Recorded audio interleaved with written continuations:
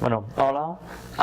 Bueno, jo us presento a la Wendy Smith, que és directora de diversos projectes per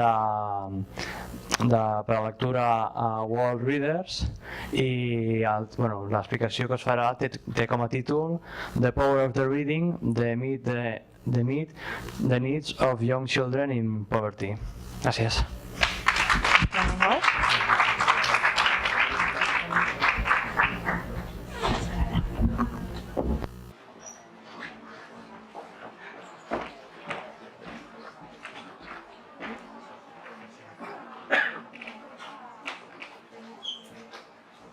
A few months ago, I read a study, and it was about children in the United Kingdom. 1,000 of them were interviewed, and they were asked, how many of you think that your parents could be superheroes or have superpowers? Happily, 66% of children interviewed felt that perhaps their parents had superpowers. As a parent, that made me pretty happy. Many children said that they thought that perhaps their mothers could actually read their minds, which is perhaps actually true. Many of them also felt that their father, who spent endless hours in the garage or in the basement, was actually in a bat cave. While not perhaps true, it shows that children have tremendous imaginations. When we look at parenting, I bet you if any of you here in the audience today are parents, you too wish that you had superpowers. When I was a parent, and my children were quite young, I worried a lot about their development. I worried a lot about their potential. My children grew up in a multilingual environment. They grew up speaking Spanish, English, French, and I often wondered, would this complicate their development? Would this make their ability to speak and to read more complicated? But I did have a superpower, and that superpower was reading and children's books. Having been a former teacher, I was convinced that I needed to surround my children with books. Print books, bath books, e-books, it didn't matter. But I needed to provide to my children a print-rich environment, and I had to be that superhero who read to them every day. When I look back at photographs of my children from their early years, I see that they hold in their hands the two most important things that contributed to their potential and to their well-being. The first was me. But if you look a little bit more closely at this picture, the second was actually books. You'll see my children here are actually holding their beloved superpowers, that being children's books. However, there's so much more to a book than just reading. The famous children's author Maurice Sendak told us quite well that books are vehicles. They take us on journeys that develop our imagination. Words on books introduce children to critical vocabulary. It's more than just a book. Reading to your child is actually an emotional quality experience that quite often we find very difficult as parents to find time for in an average day. Science tells us a lot about reading to children as well. Most children's brain, in fact all children's brain, by the age of 3 are almost 80% developed. Early stimulation, reading to our children, engaging in quality interactions, these are actually providing critical building blocks for our children's future learning. Now, this means that reading really matters. Reading is quite powerful. Tragically, not all people, not all families read to their children. One of the big obstacles happens to be poverty. A study in the United States that was done probably over a decade ago showed that parents and children in high-income families were hearing and experiencing, on average, 30 million more words than a child from a low-income environment by the age of 4. 30 million experienced words. And what does that do, this word gap, essentially in children's lives? It creates a learning gap. It creates a language gap. Often the number of words that children know by the age of 4 is an excellent predictor for how children will perform in reading exams at the age of 10. And how they perform in reading exams at the age of 10 is actually a pretty reliable predictor for how they will perform in standardized tests when they're graduating from high school. So if early exposure to books and to reading and surrounding children with quality early learning experiences can be such a tremendously powerful equalizer, that it can actually help parents in poverty bridge what are some of the educational inequalities experienced in the world today. Why don't we package up books like vaccines and provide them to parents all around the world? Well, one of the problems, like many complicated problems, is that it's quite large. Today there are over 1 billion people on the planet who do not have access to books. Sometimes they may have access to books, but not in their language. And this, of course, impacts children. Globally, 250 million children by the age of 5 will have not reached their full cognitive potential, and they will have fallen permanently behind. 2/3 of these children live in Southeast Asia. They live in countries where this loss of brain power by the age of 5 makes a tremendous difference. In these countries, brain power is probably needed more than right here in Spain or in my own country, the United States. In these countries, they are faced with poverty, environmental degradation, conflict. More than ever, we need the brain power and books to give to young children. We need parents reading to their children to provide them with the stimulation they need to be those future scientists, to be the future teachers and educators that are needed to build their nations. I work here in Barcelona for an American and Spanish NGO named World Reader. We work in education, in technology, and in digital reading. We believe in a world where everyone can be a reader. So we asked ourselves about 2 years ago, what role could we play? How could we be part of the solution to get people reading to their children all around the world? How could we eliminate this lack of books that is so pervasive globally? We looked at the evidence, and we knew, as I mentioned earlier, that 2/3 of those children lived in Southeast Asia. So we decided to start somewhere, and we decided to start in India. Meet Lalita. Lalita is like many women in urban Delhi in a poor family. She unfortunately had to drop out of primary school because she was married at the age of 14. Today, she has 2 daughters. She wants to correct the injustices that she experienced and not have them fulfilled in the lives of her own 2 daughters. She's looking for educational experiences. However, in her home, like many homes in India, she doesn't have books.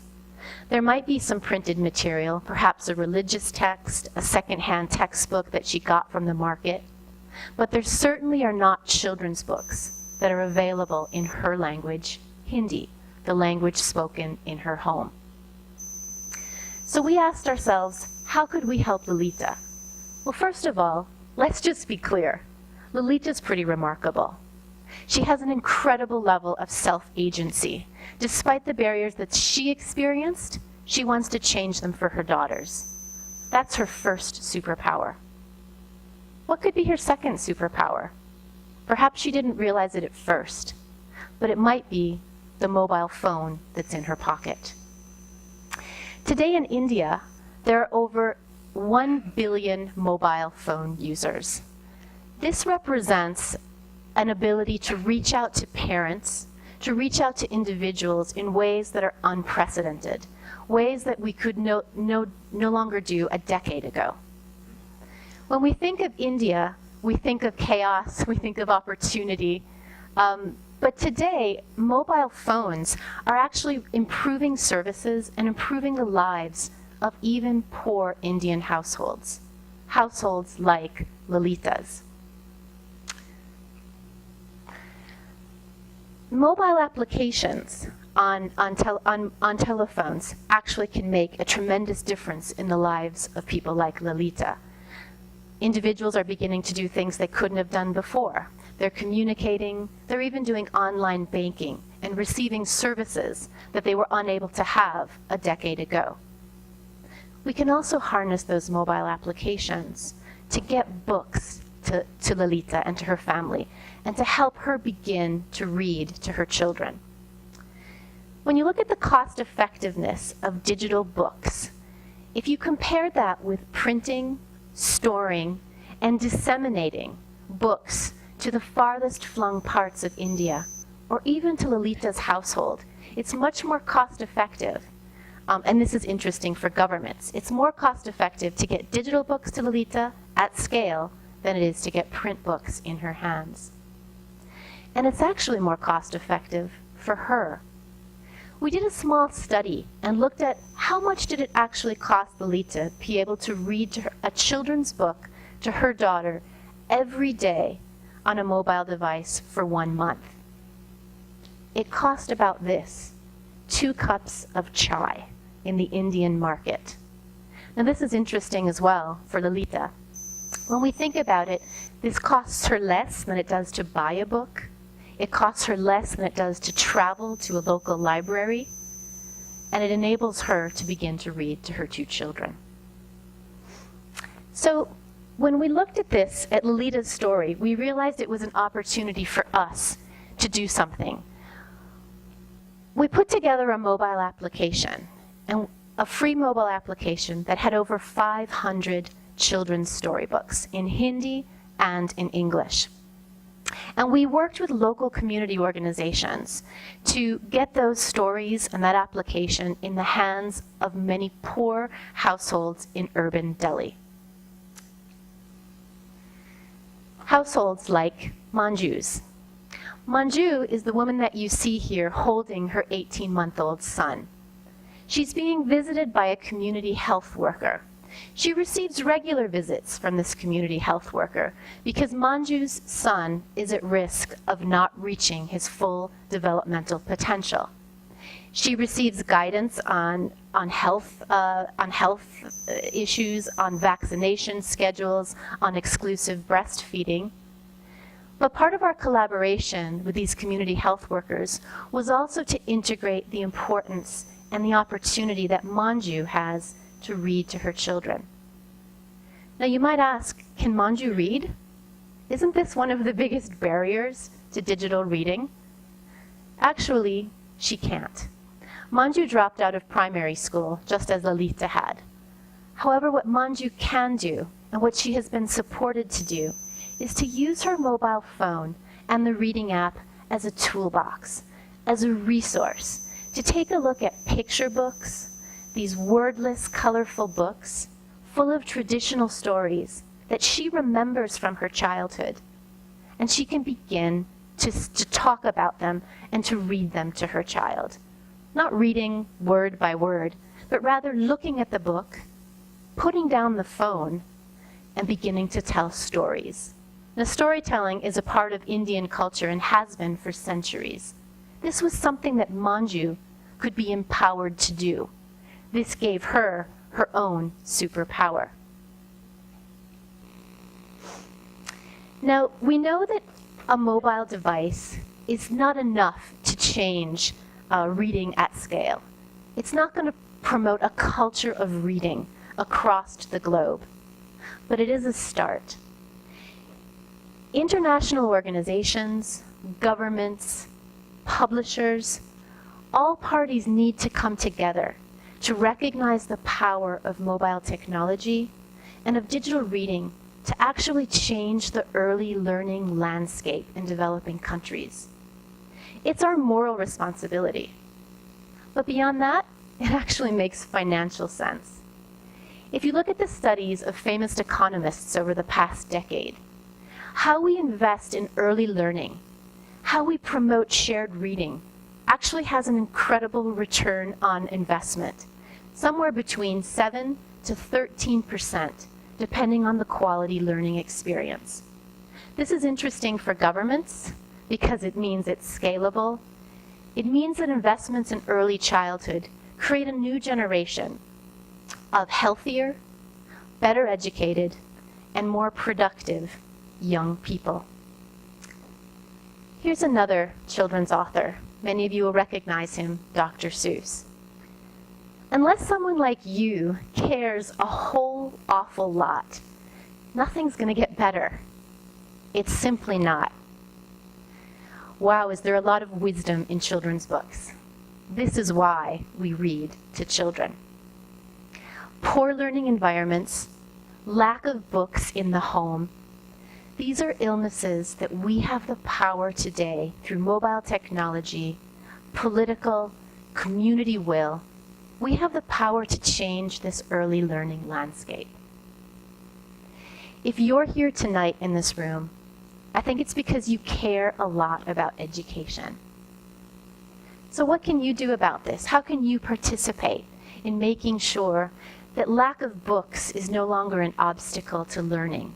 That parents are given the superpower of reading and encouraged to support the development of their young children?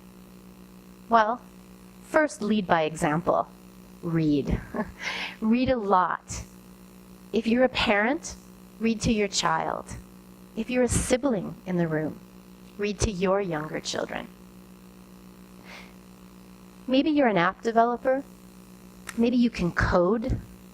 Maybe you're a marketer. Or maybe you write children's books.